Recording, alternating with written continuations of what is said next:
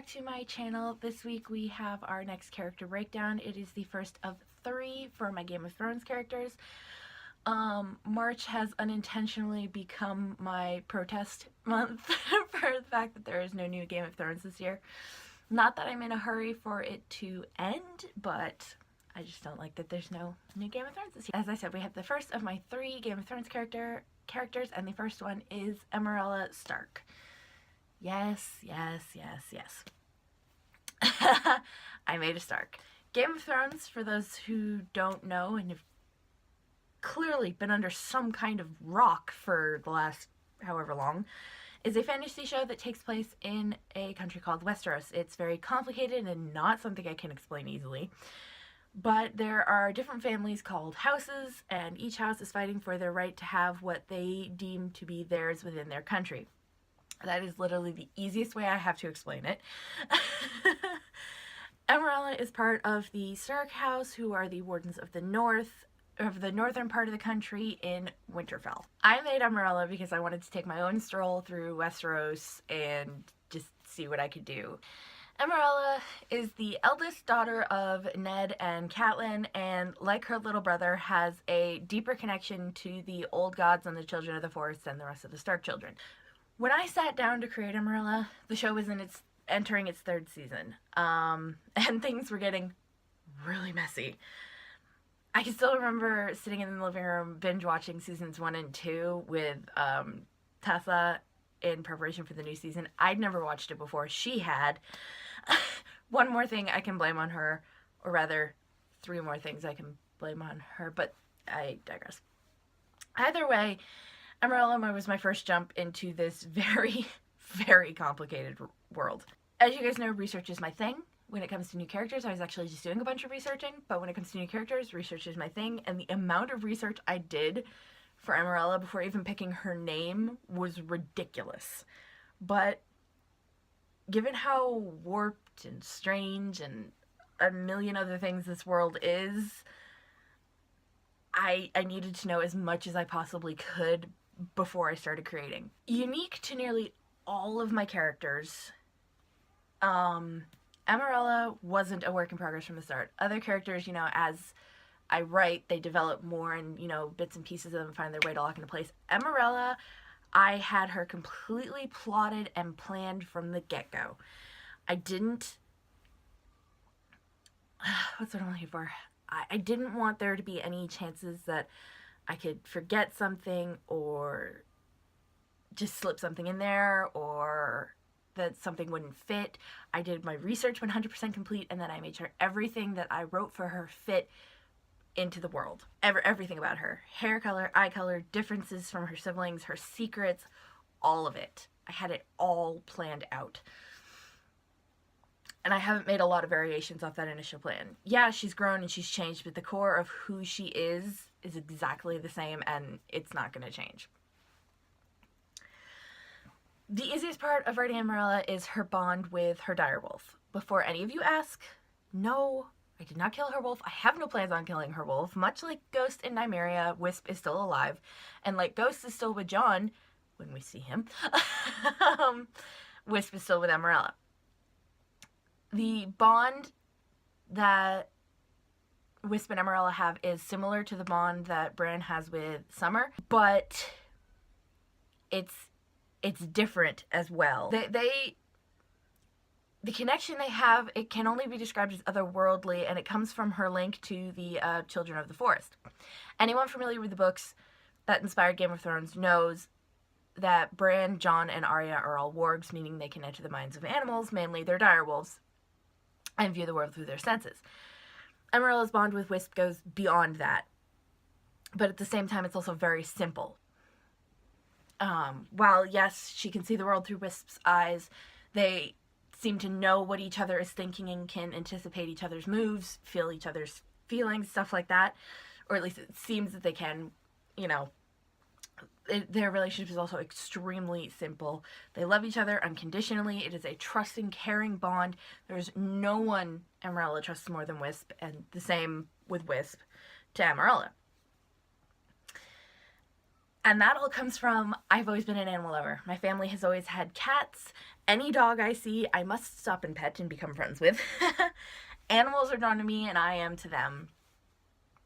I took that easiness that I have with animals and I gave it to Emmrella and made it into the unbreakable bond that she shares with Wisp. And it's just, it works so wonderfully to help them get through the trials and tribulations of the show. All of my characters, in some way, shape, or form, have someone that they are very loyal to. It could be a sibling, a parent, a friend, whatever. They have someone they're loyal to. And for me, loyalties have never been, a drawback, a downside. But with Emmrella, her loyalties can make her very difficult to write.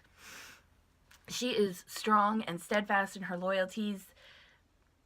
Once you have earned her loyalty, it's very hard to lose it. And because of that, it's hard to write because there are people who she is loyal to who at some point turn on her or turn on someone else that she's loyal to, and it becomes a question of which side does she choose, who does she defend, who does she stand with. And the answer isn't always what I think it's going to be or what other people might think it should be, but it works out in the end, even if it's very difficult to get there.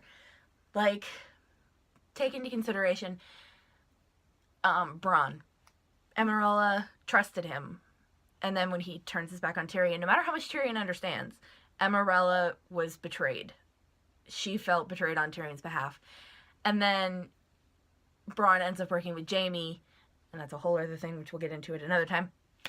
And it forces her to work with him again and start trusting him again, even though she doesn't want to. It's complicated, and that's what makes it so hard for me to write it.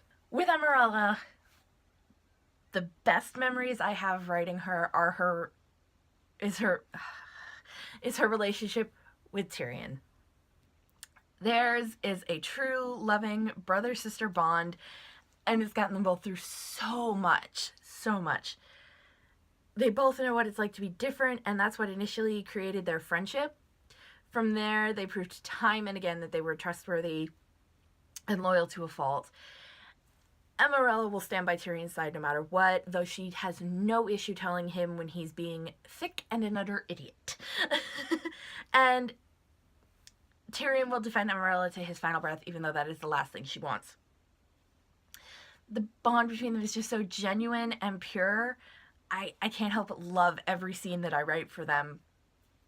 It's honestly one of my favorite parts of writing Emmrella. Just anytime those two get to share a scene together, it's like, yes. Because that is outside of her familial, her family relationships.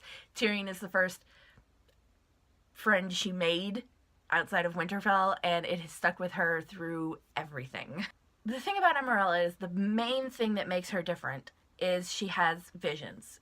Kind of like the visions Bran would have in his dreams, but for Emmrella, she has them all the time. She started having them when she was 10, and they can take a mental, emotional, and sometimes even a physical toll on her. Because of this, my worst memories when writing Emmrella have been her visions of anything bad befalling her family or those close to her. When she has a vision, it's either as the event is happening or just before leaving her no time to try and do something to stop or change it.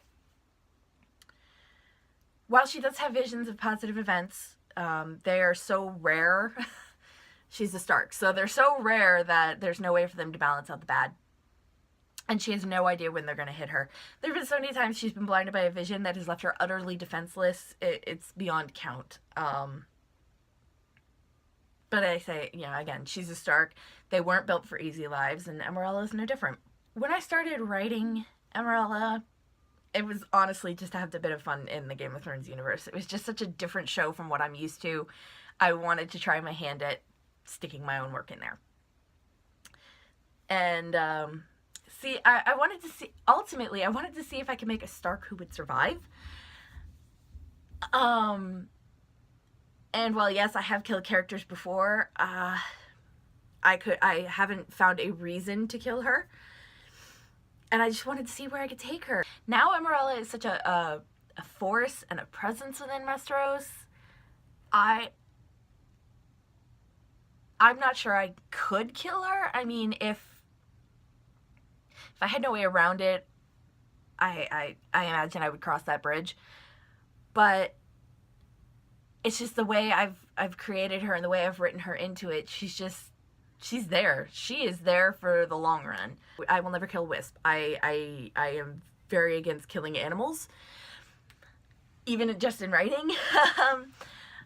Unless of course it's canon and needed for the plot, but even then sometimes I work my way around that. You'll find out what I mean next week. Emmrella has a long way to go and a lot to deal with before her time is done. And honestly, I can't wait to see what challenges the final season gives me to write for her. It's gonna be... So far, it's been an interesting and slightly nauseating ride. And gods know that is not about to stop. Where would the fun be if that stopped, right? So that is our character breakdown for Emmrella Stark, and in a roundabout way, her direwolf Wisp. Remember to give the video a thumbs up if you liked it. Comment down below your favorite Game of Thrones house and character, not necessarily from the house you like, but your favorite character, who your favorite animal is, who's worse, Ramsay or Joffrey, and tell me what you think the end goal is for the show. As always, all of my social media handles and my blog will be down below if you want to check out the post that goes along with this video. Don't forget to hit that subscribe button and the notification bell so you get a notification every time I upload a video, and I will see you guys in next week's video. Bye!